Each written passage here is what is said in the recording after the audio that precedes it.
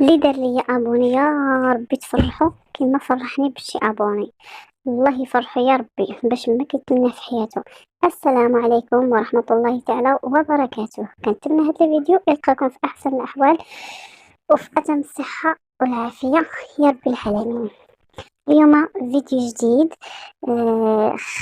كمال كوزان وليد جاو المغرب للحضور المهرجان في الرباط، والسي كمال كيهضر بالدارجة وتيقول كنبغيكم بزاف، كيتعلم الدارجة وهذا عجبهم المغرب بزاف والثقافة ديال المغرب والأكلة المغربية. كلا اليوم الجمعة كسكس عجبو بزاف وقال هاد السكسو بنين.